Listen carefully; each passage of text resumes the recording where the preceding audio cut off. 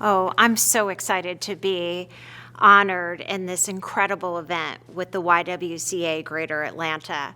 I have been working with this organization for over 15 years, and at the beginning, really early on in my career when I was a banker and helping them with their finances and operations. I have come to this event for many, many years. We've used it as an opportunity to bring other women in our organization that can come and see the support and be enlightened by all of these incredible women that are honored in the event. And then also we bring our customers to the event because we really feel like it's a great opportunity to bring this village of women in Atlanta together. It kind of sums up what YWCA of Greater Atlanta does. I think about, I've always had this sense of fairness and wanting fairness. Go back to when I grew up in the 70s here in Atlanta, and my family was part of white flight during the Civil Rights Movement, and questioning and wondering why were we doing this? To the 80s when my first job and I was advocating to have a breastfeeding room that had never been done before. To the 90s when my daughter was in high school and I would stand up in the auditorium and ask, why isn't there the same amount of resources for women athletes than men athletes? To now, and how I am advocating for women, for eradicate racism, to empower, both what I do professionally and personally. So I think that kind of sums up what YWCA of Greater Atlanta does. I think YWCA Greater Atlanta represents what's special about the community of Atlanta in particular, but also about the humanity of people. And I think it's important that it's supported because there's just that one person around the world that just needs to see herself. I came up earlier in my career hunting for people who looked like me to give me license to be in the room. And now I just stand in that room and invite others who look like me.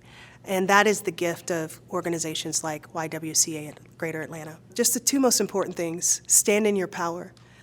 Do not shy away from your light. Stand inside that light and be the brightest gift you can be for the world. There will be moments where people will try to keep you in a box. Step out of that box and stand in your power. The second I would say is be gentle on others. Give people the space and grace to do the same. People are all human becomings, and allow them the latitude to be imperfect. It is so important to support programs and operations for YWCA Greater Atlanta, especially now in this moment, because we are seeing that, unfortunately, many organizations and many philanthropies are really pulling back their support for women and girls, and particularly for people of color as well. And so I think it's important that we double down our support and dig in to make sure that this organization continues to do the great work that they've done for so many years. YWCA Greater Atlanta has been contributing to Black women and girls in Atlanta for many, many years. Born in part on the campus of Spelman College, we know that the mission to eradicate racism and to support women and girls in all of their pursuits has really played a role in how successful Black women are allowed to be in this city. The positions of power that we are allowed to take, the ways we are allowed to lift our voices. And I want to particularly point out the policy work that YWCA Greater Atlanta has been able to pioneer through its Women in Policy Institute. It's something that I really spent a lot of time alongside early in my policy career.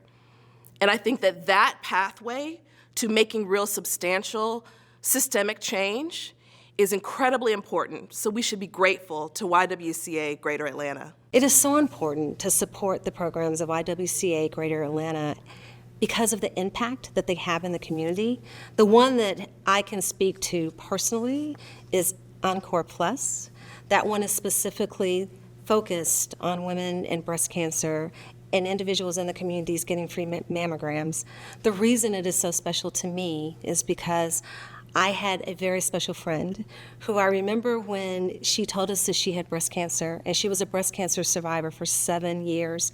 And I remember when she came back to us and told us 7 years later, during COVID, that she had metastatic breast cancer.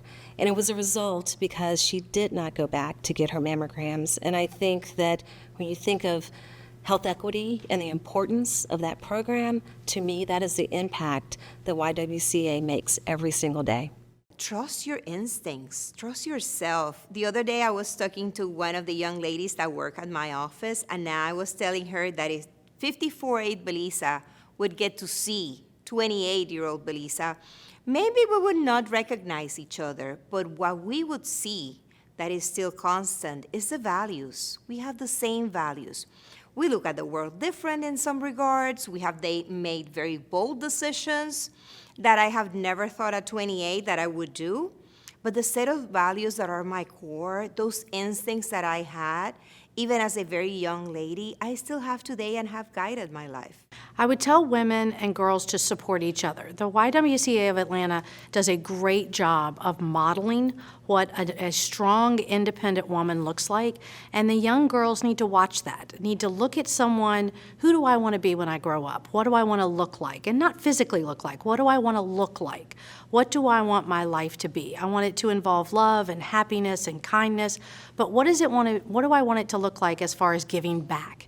And I think if you find one person, and it could be someone you know or someone on television or someone you read in the newspaper, but find that person and say, let's find one thing they do and let me figure out how I can do that my way. You know, Phyllis Wheatley YWCA was actually right down the street on Martin Luther King Jr. Drive when we were growing up. So the fact is, we spent a great deal of time there, my sister and I did.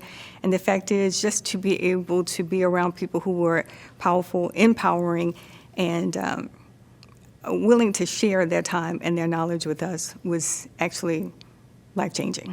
So as an individual who not only does the newspaper, but actually heads up a community development corporation, the revitalization of properties and structures that are in the community that's going to empower the young people is exciting, and I'm thrilled that they're going to return to that same space next year.